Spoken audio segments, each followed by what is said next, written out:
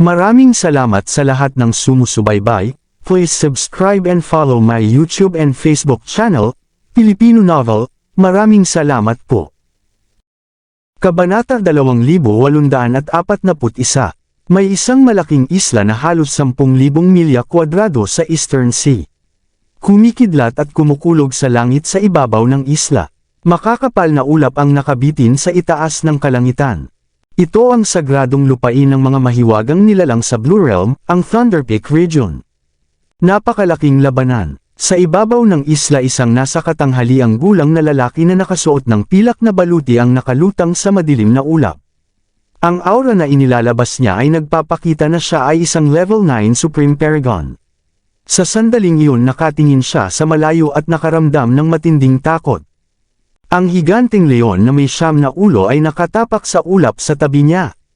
Nagsalita ito, "Hoy Trey, siguradong maswerte ka na pinalayas ka sa Dragonoid dahil sa marumi mong dugo. Kung hindi baka napatay ka na ng lusubin ng mga Devil Cultivator ang Dragon Palace." Si Trey, ang lalaking nakapilak na baluti, ay may parehong iniisip. Hinawakan niya ang sungay sa kanyang noo. Siya ay diniskrimina ng Dragonoid dahil siya ay isang ahas. Kaya pumunta siya sa Thunder Peak Region at naging hari ng Monsteroid. Nang lusubin ng mga Devil Cultivator ang Dragonoid, nasaksihan niya ang lahat. Ang Dragonoid ang maharlikang pamilya na namumuno sa Thunder Peak Region, ngunit ang buong angkan ay nalipol na ngayon. Nang makita iyon ni Trey, nakaramdam siya ng panginginig sa kanyang gulugod at labis na takot. Ang leon na may 9 na ulo ay nakatingin din sa larangan ng digmaan. Iniisip ko kung paano nakumbinsi ng Dragonoid ang Grundy Uno Sacred Land na tulungan silang maghiganti. Narinig ko na pinatay ni Adrian si Hora ilang araw na ang nakalipas. Hindi ko masabing siya ay sugatan. Patuloy na pinanood ni Trey ang labanan nina Baldwin at Severin. Bumantong hininga siya. Matagal ko nang narinig si Severin mula sa Grundy Uno Sacred Land. Sinasabi ng mga tao na pambihira ang kanyang talento. Ngunit hindi ko akalaing bilang isang Level 6 Supreme Paragon, kaya niyang makipaglaban kay Baldwin na 3 antas ang taas kaysa sa kanya. Tunay na kamangha-mangha iyon. Bigla may malakas na boses na nagmula sa madilim na ulap hindi kalayuan. Isang puting 9 na buntot na Zorro ang naging isang sinag ng liwanag at lumapag sa tabi ng leon na may 9 na ulo. Ang katawan nito ay kumikislap sa napakagandang liwanag. Pagkatapos ay naging isang batang lalaki na may banayad at gwapong anyo. Ang 9 na buntot ay nagsalita ng walang emosyon. Siya ay talagang kahanga-hanga, ngunit mamamatay siya. "Oh, ano ang dahilan mo sa pagsabi niyan?" Nagulat ang leon na may 9 na ulo dahil mas positibo sila ni Trey kay Severin. Iniisip nila na nakumpleto na ni Severin ang mga batas ng swordsmanship na may mahusay na kakayahan sa labanan at may estilo ng isang sinaunang celestial swordsman. Bukod pa rito, ang banal na sandata na proteksyon ni Severin ay tila ginawa pa noong sinaunang panahon. Kumikislap ito sa daan-daan at libong prinsipyo ng batas. Maliwanag na hindi ito isang karaniwang antas, isang banal na sandata. Iyon ang mga dahilan kung bakit iniisip ng leon na may 9 na ulo at ni Trey na mas mataas ang tsansa ni Severin na manalo. Umiling ang 9 na buntot na Zorro at nagsabi, "Wala ba kayong napapansin na may mali sa Primordial Sacred Land? Ang Primordial Sacred Land ay palaging nasa panig ng katwiran. Ngunit ngayon nakikipagsabuatan sila sa mga Devil Cultivator. Tingnan ninyo si Baldwin. Wala na ang bakas ng kanyang celestial na liwanag sa kanyang katawan. Sa halip na babalot siya ng maitim at mabigat na demonic energy. Mas puro pa ito kaysa kay Gren. Sa tingin ko hindi na siya ang dating Baldwin." Mula nang magsimula ang digmaan, napansin na nito na may mali sa Primordial Sacred Land, lalo na nang masaksihan nito kung paano namatay si Darius. Noong araw na nagbukas ang lihim na kaharian sa Eastern Sea, malapit siya sa lugar kahit hindi siya nakapasok.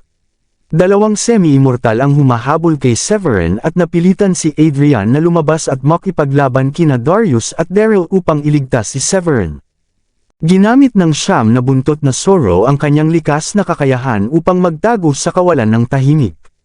Noong una balak niyang bumalik sa Thunder Peak Region matapos ang digmaan.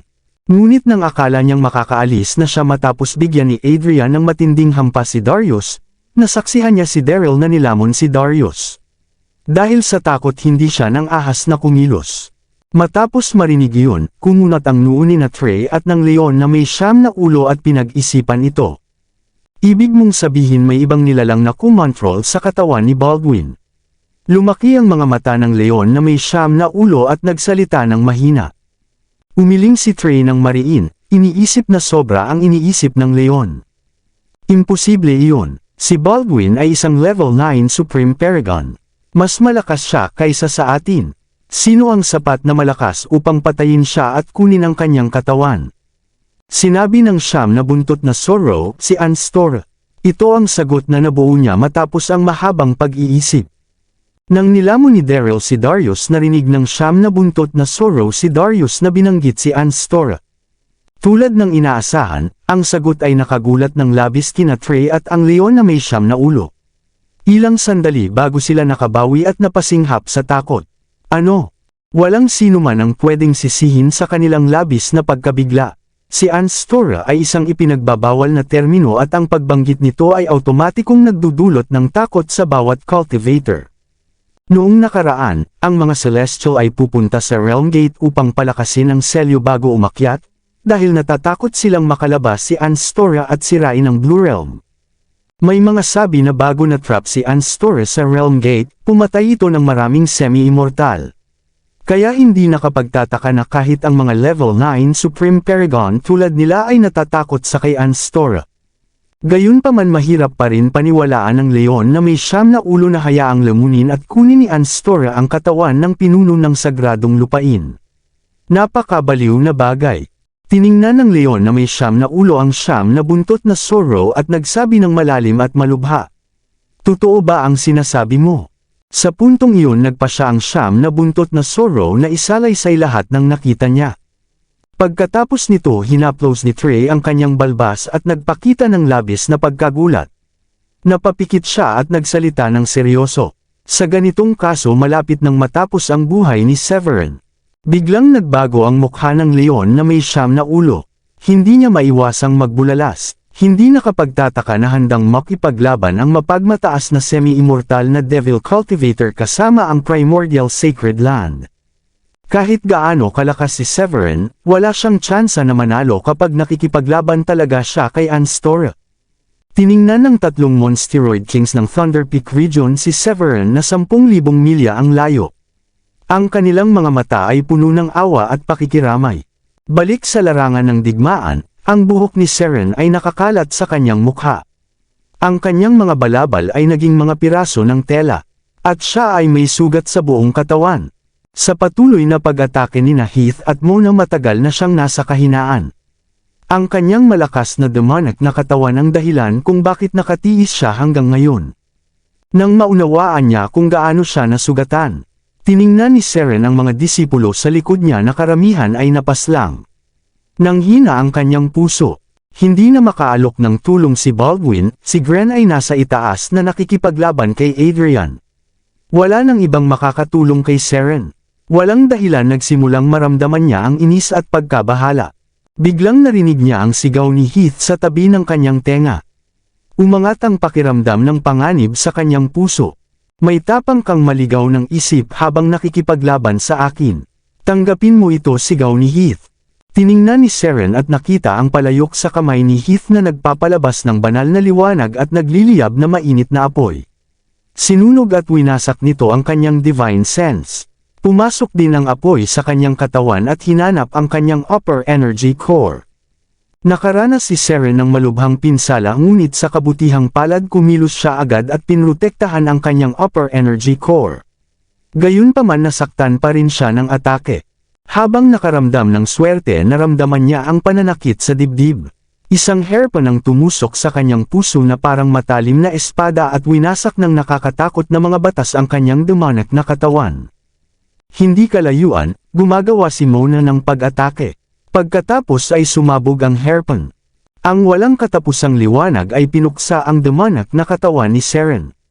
Ang kapangyarihan ng mga batas ng langit at lupa ay pinahina ang kanyang kaluluwa at sinunog ang kanyang enerhiya. Hindi, sumigaw ng masakit si Seren bago siya namatay. Ang kanyang tinig ay malungkot. Kasunod nito ang kanyang katawan ay sumabog sa isang ulap ng dugo at natapos ang kanyang sigaw. Ang kamatayan ni Seren, ang pinuno ng sekta ng Evil Tribe, ay mabigat na emosyonal para sa mga disipulo ng Primordial Sacred Land, Evil Tribe, at ng Yellow Ghost Tribe. Ang mukha ni Baldwin ay napakasama tingnan. Ang itim na demonic energy ay bumalot sa kanyang katawan na may hindi mabilang na mga batas ng pagkawasak na nakalagay sa isang pulang sibat. Ang sibat ay naglalabas ng nakakatakot na aura na sumisira sa espasyo, at ang dagat sa ibaba niya ay naghiwalay upang ipakita ang ilalim ng dagat. Si Baldwin ay hindi pa naramdaman ng ganitong galit matapos mamatay si Seren. Si Seren at siya lamang ang dalawang Supreme Paragons na nakibahagi sa labanan. Abala si Gren kay Adrian at nahirapan si Baldwin na patayin si Severin. Sa sandaling iyon, nagpasya si Baldwin na hindi napigilin ang kanyang sarili at inilabas ang lahat ng kanyang kapangyarihan.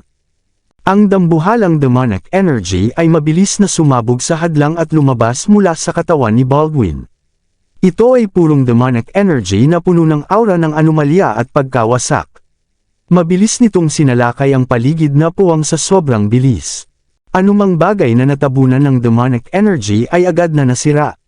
Bumagsak ang puwang, nag-itim ang dagat at naglabas ng amoy ng isda. Ang katawan ni Baldwin ay nagkalat, nagiging isang kalansay na may hawak na 10 talampakang pulang sibat. Ang demonic energy ay nakabitin sa likod ng kalansay na parang kapa.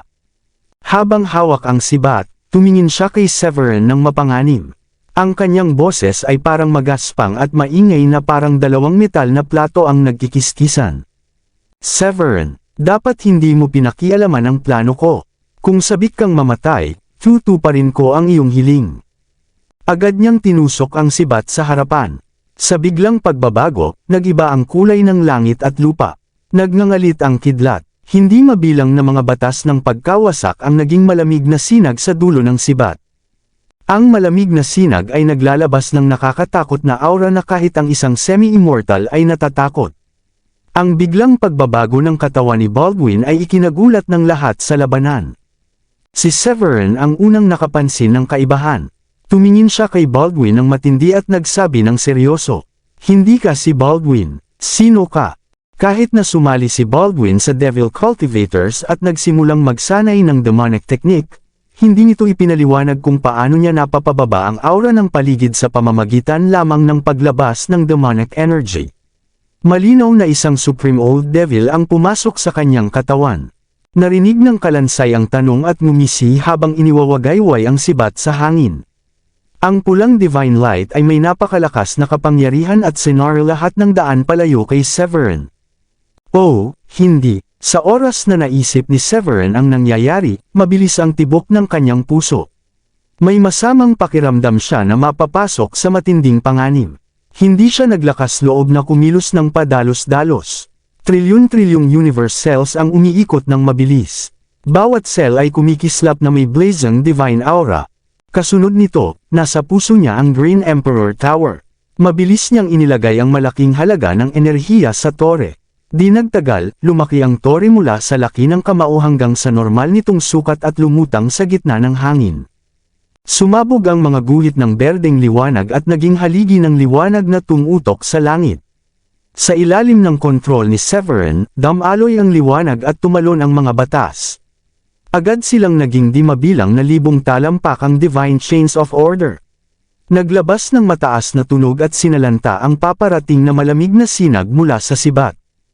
Isang maliwanag na araw ang sumikat sa langit. Ang sikat ng araw ay sobrang liwanag na nabulag ang maraming mata. Sa isang kisap ng mata, hinati ng malakas na shockwave ang dagat at pinakulo ang tubig. Naipakita ang ilalim ng karagatan.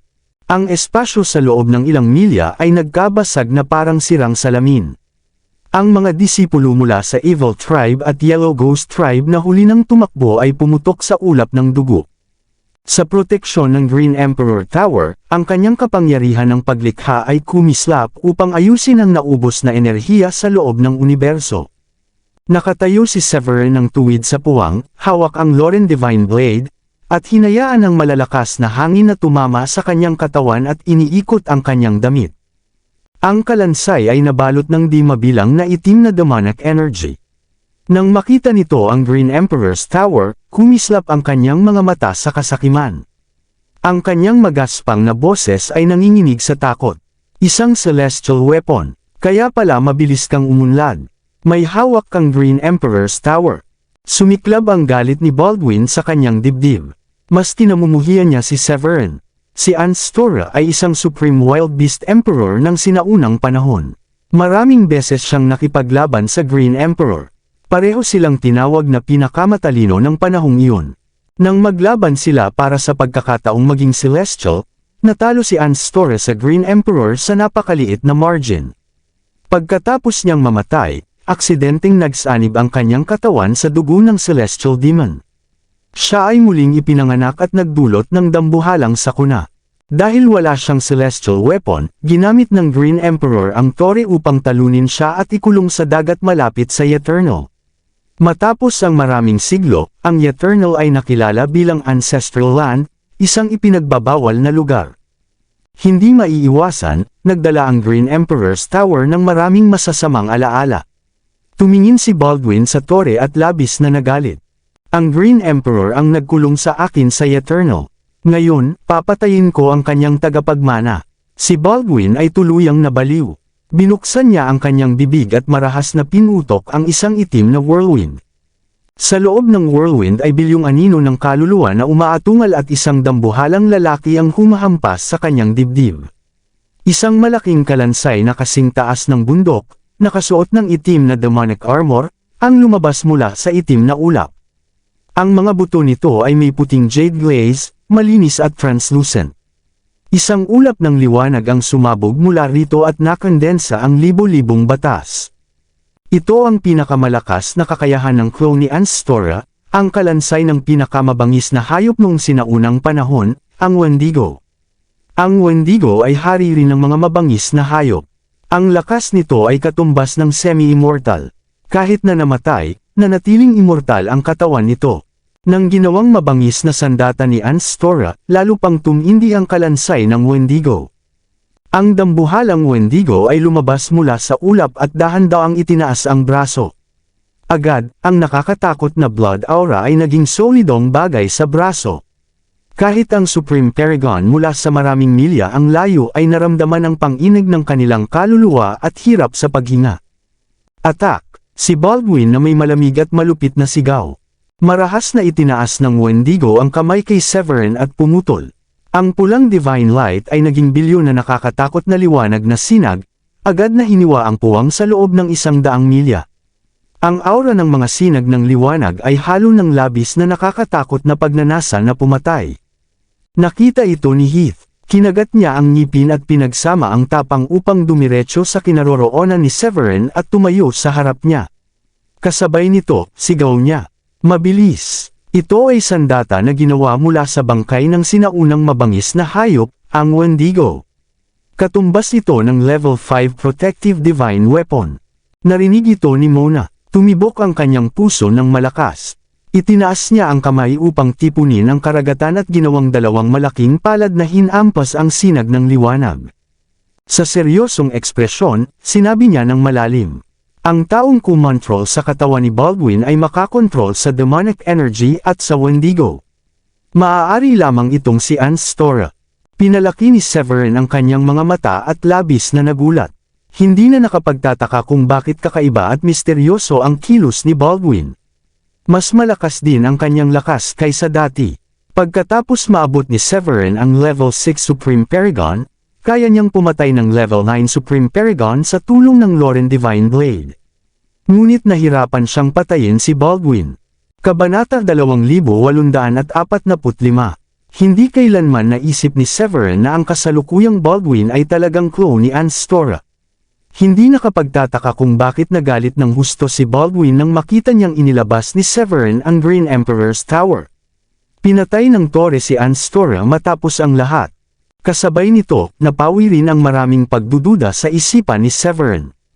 Naguguluhan siya kung bakit handang makipagsabuatan ng Primordial Sacred Land sa Devil Cultivators, samantalang sila ay matuwid na Sacred Land sa lahat ng oras. Ganun din sa Devil Cultivators. Ang Evil Tribe at Yellow Ghost Tribe ay mga proud at mayabang na tao. Bakit magiging handa si Hora at Gren na sumunod kay Baldwin? Lahat ay nagkakasya na ngayon. Iwinagayway ni Severin ang kanyang ulo at bumalik sa katotohanan. Ang kasalukuyang sitwasyon ay hindi nagbigay daan sa kanya upang mag-isip pa. Papunta sa kanya ang mga sinag ng liwanag. Nabigo ang atake ni Mona na pigilan ang mga ito. Ang mga palad ay nadurog at bumalik sa tubig at nahulog pabalik sa karagatan.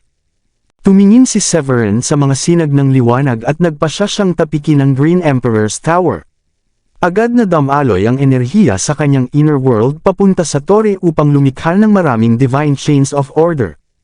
Ang mga Divine Chains of Order ay daan-daang talampakan ng haba. Naglalabas ito ng nakakatakot na kapangyarihan ng mga batas, na parang mataas na langit at lupa.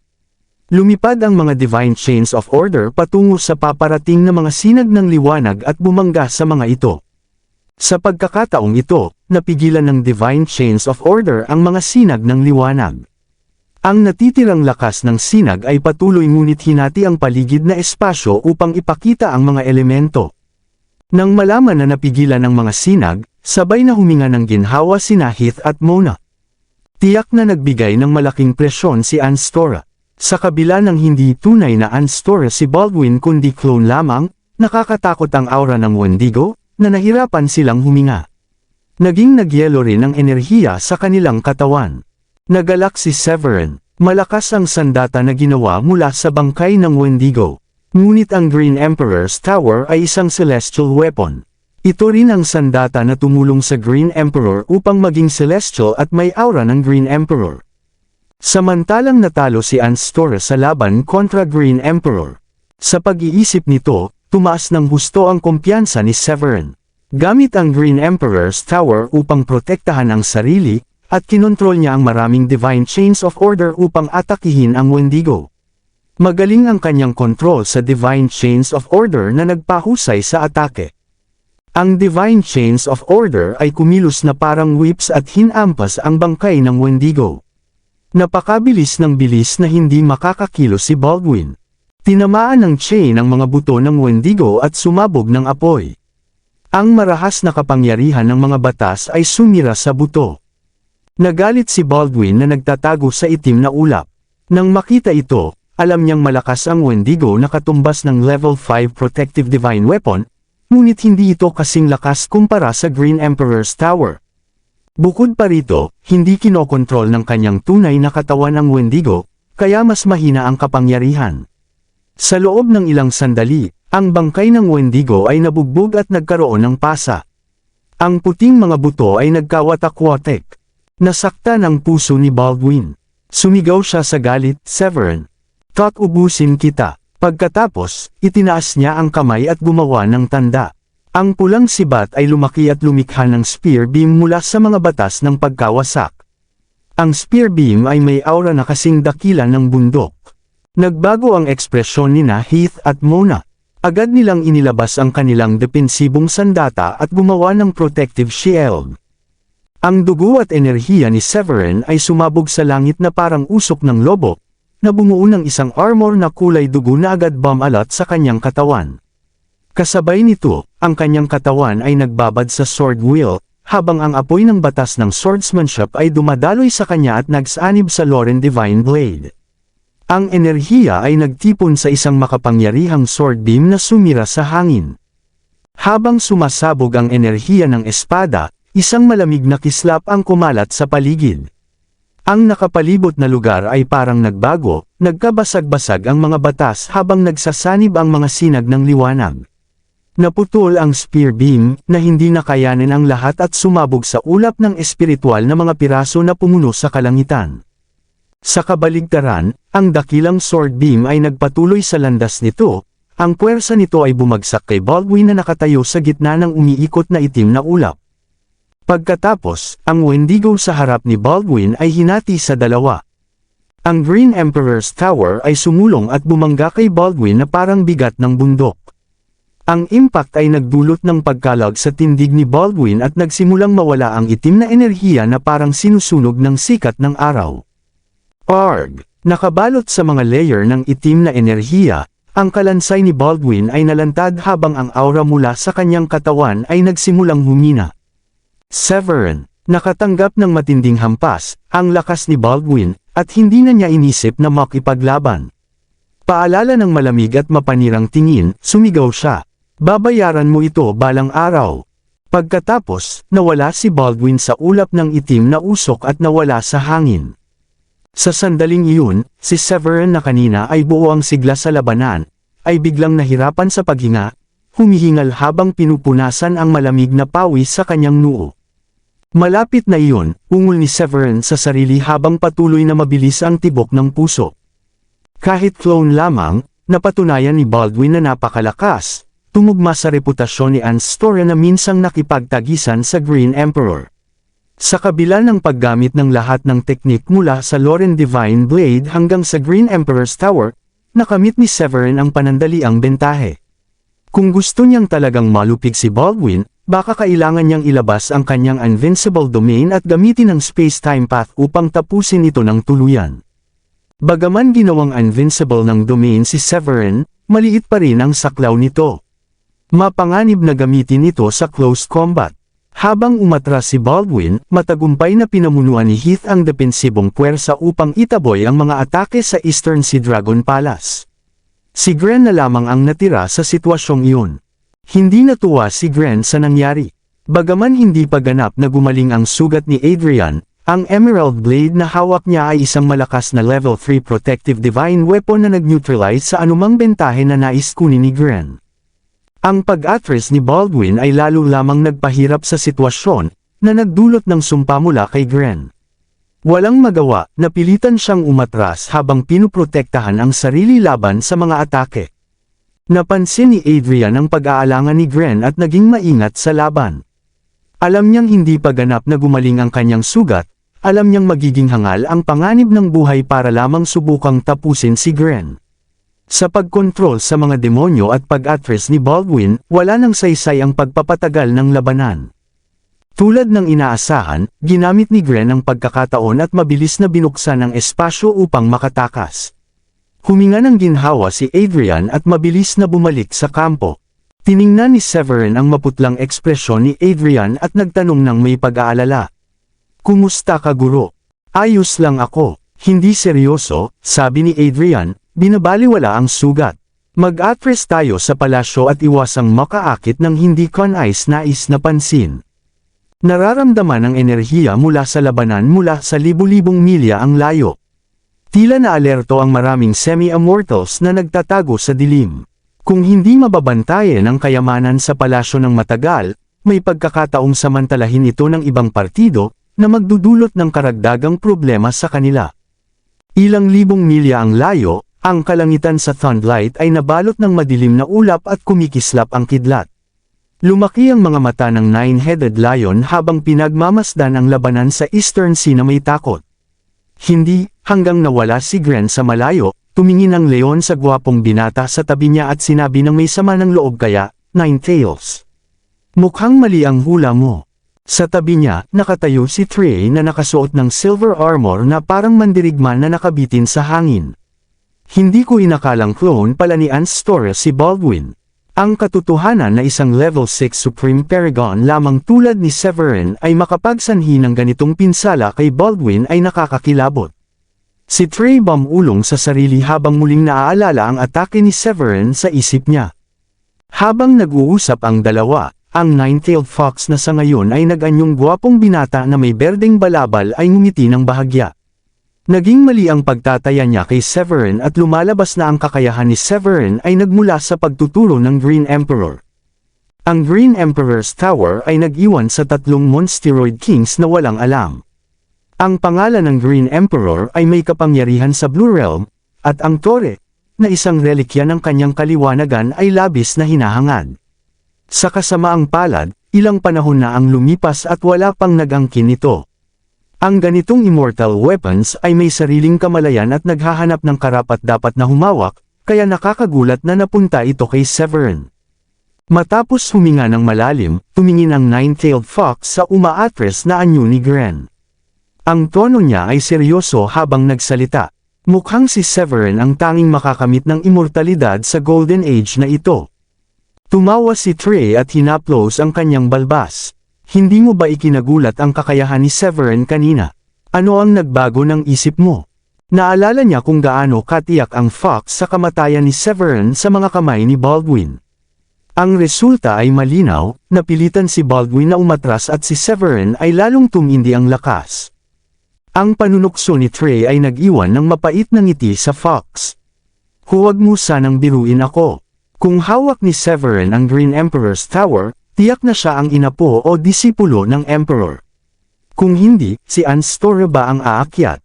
Malubha ang maaaring mangyari, dahil ang pag-akyat ni Anstora ay maaaring magdala ng sakuna sa Blue Realm. Noong nakaraan, nakatakas minsan si Anstora, na nagdulot ng pangamba sa mundo matapos lumabas sa Boundary Pass. Pagkatapos ay nakipaglaban at pumatay ng higit sa 100 semi-immortals. Hanggang sa ang isa sa mga dakilang pamilya ng East Plane ay nakalikha ng immortal na sapat ang lakas upang muling iselyo si Anstora. Kung mauulit ang kasaysayan, may malaking posibilidad na malugmok sa hindi na maibabalik na kapahamakan ang Blue Realm. Tumapak ang Nine-Headed Lion sa ulap at sumigaw ng malakas. Let US journey to Midland tomorrow at siguraduhin ang Thundlight's Monsteroids bilang semi-immortals. Mula nang mamatay si Darius, ang mga Monsteroids ay nakatayo sa bingit ng pagkawasak sa Thundlight. Alam ng Leon na ang kakulangan ng malalakas na kakampi ay magdudulot ng kapalaran na katulad ng sa Dragonoids. Tahimik na tumango si Trey upang ipakita ang kanyang pagsang-ayon sa Leon. Tama ang pag-iisip. Ito na ang oras upang magplano para sa Thundlight. Sa talento na ipinakita ni Severin, wala nang mas magandang oras kaysa sa ngayon upang makipag-alyansa sa kanya. Sa kabaligtaran, umiling ang Fox at itinaas ang kamay upang pigilan sila. Pasensya muna mga kaibigan. Sa halip na magtuon ng labi sa isang taong malakas na, mas mabuting patatagin muna natin ang ating posisyon. Ang natitirang mga sinaunang pamilya ng East Plane ay patuloy na nagmamasid, kaya walang dahilan para tayo, na maliit, ay mag-alala. Tahimik na nagmuni-muni sina Trey at ang Leon at sumang-ayon sa Fox. Sa ganitong kaso, maghihintay tayo. Matatagpuan libu-libong milya ang layo mula sa silangang dagat ay ang East Plane, isang lugar na mayaman sa espiritual na enerhiya.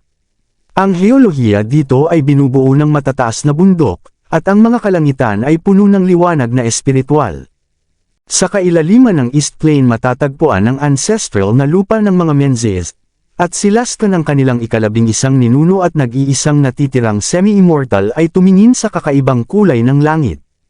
Ang enerhiya mula sa laban ng mga semi-immortal sa silangang dagat ay maaaring masaksihan ilang 10,000 milya ang layo, at naramdaman niya ang pagbagsak ng mga alituntunin kahit na siya ay napakalayo.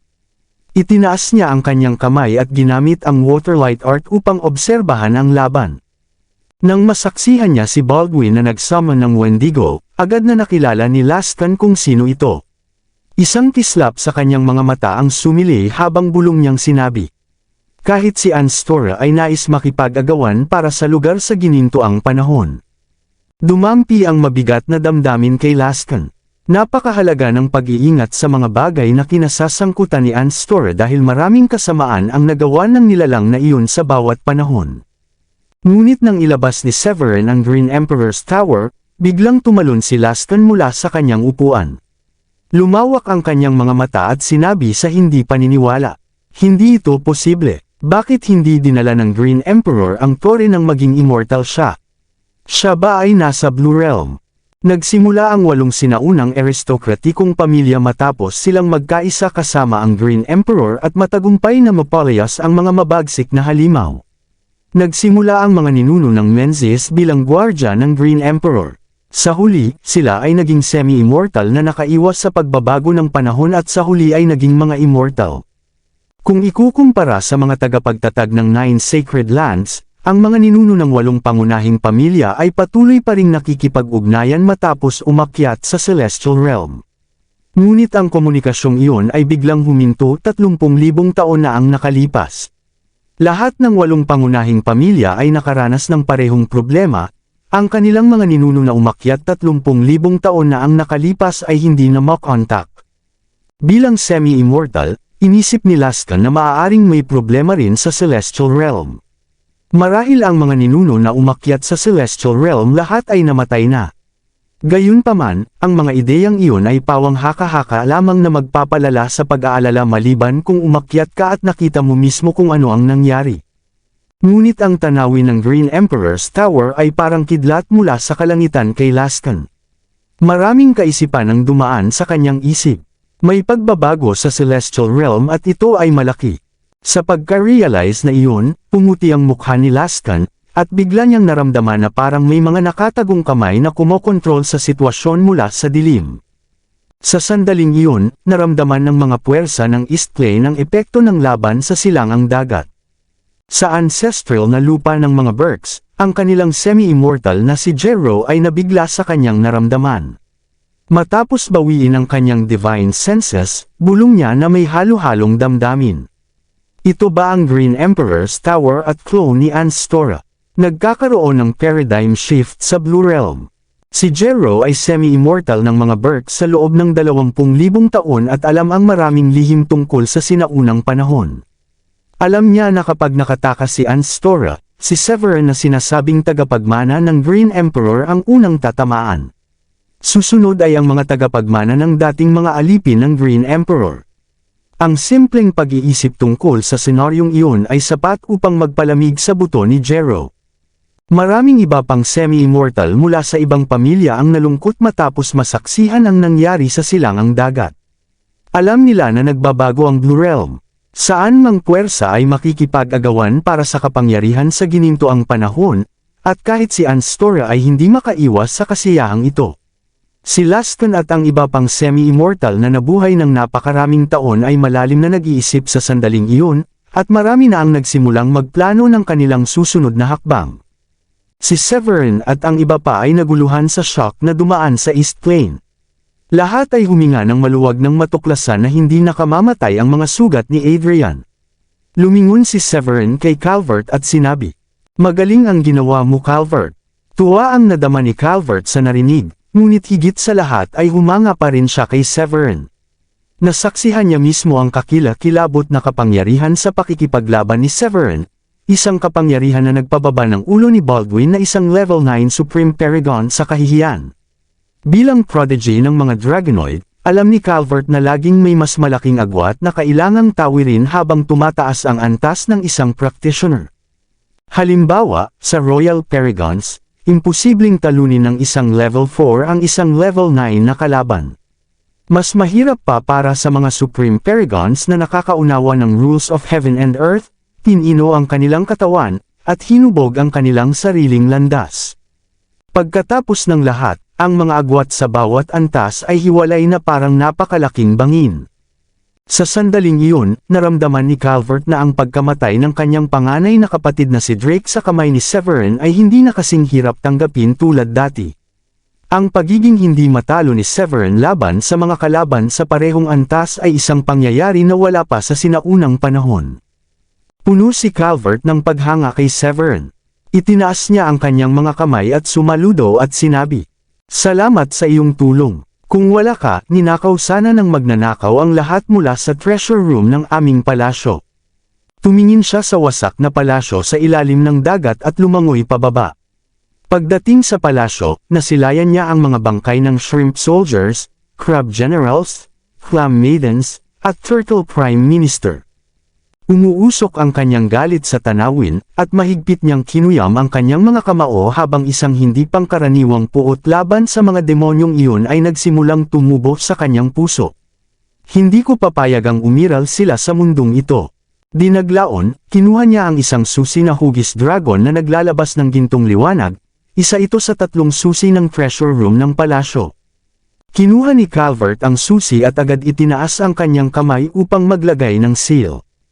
Ang dragon-shaped key ay lumutang sa kanyang harapan, na naglabas ng malabong liwanag. Ang natitirang 2 susi ay parang nakiramdam at nagliwanag bilang tugon. Agad na ginamit ni Severin ang kanilang divine senses upang hanapin ang 2 susi, na natagpuan sa mga patay na disipulo ng Primordial Sacred Land. Alam niyang hindi na niya hawak ang kontrol sa susi, binitiwan ni Calvert ito. Hindi naglaon, sumali ito sa dalawa at lumutang sa harapan ni Severin. Pinagmasdan ng mga susi, kalmado na sinabi ni Severin. Pakipatnubay kami. Tumanggo si Calvert. Hindi niya pinag-isipan ng husto at agad dinala si Severin at ang iba sa treasure room na sumasakop ng napakalaking lugar.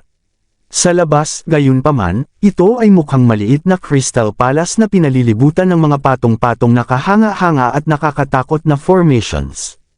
Mahirap itong buksan kahit para sa isang semi-immortal, lalo na't ang treasure room ay pinatibay ng rules of heaven and earth. Hindi sapat ang lakas lamang. Pagdating sa harap ng formation, tumingin si Calvert kay Severin at nakita ang paghanga sa mga mata nito. Itinaas niya ang kilay at sinabi, "Ang treasure room na ito ay nilikha ng aming dating tunay na immortal. Isa itong divine treasure na maihahambing sa protective divine weapon. Bihira mo lang makita ang ganito," tumanggo si Severin na may ngiti. Tiningnan niya ang mga materyales na ginamit sa pagbuo ng treasure room at nakita na ito ay gawa sa metal oro, isa sa 10 divine metals, ang lumigold isang divine gold, at ilang iba pang kayamanan. Nakaukit dito ang mga formations na hindi niya makilala, at ang pilit na pagbubukas ng pinto ay maaaring aksidenteng magpatigil sa sarili nitong mekanismo.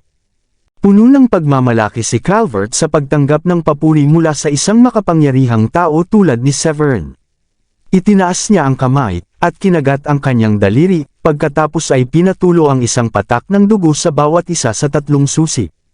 Nang pumasok ang kanyang dugo at essence sa susi, isang maliwanag na liwanag ang sumabog at agad tumagos sa formation na nagbabantay sa treasure room. Sa malinaw na tunog, agad na nawala ang kumikislap na formation, at ang pinto ng treasure room ay dahan-daang bumukas. Kabanata 2850. Nang maghiwalay ang pinto, umatras si Calvert at magalang na inimbitahan sila Severin at Adrian. Si Severin ang unang pumasok sa silid. Nang tumawid siya sa pintuan, isang napakaraming liwanag ang bumungad sa kanya. Ang mga perlas na parang liwanag ay kumikislap dito at doon, at ang hangin ay may halimuyak mula sa hindi mabilang na sangkap na alchemical. Isang alon ng lila na ulap ang sumibol mula sa treasure room, at ang mar-ingal na liwanag nito ay nagliwanag sa bawat sulok. Sa ibabaw niya, ang mga paikot-ikot na ulap mula sa parehong mist ay nakihalo sa pagputok ng enerhiya ng langit at lupa, habang ang mga sinag ng liwanag ay sumasayaw sa gitna ng ilusyon ng kakaibang mga phenomena.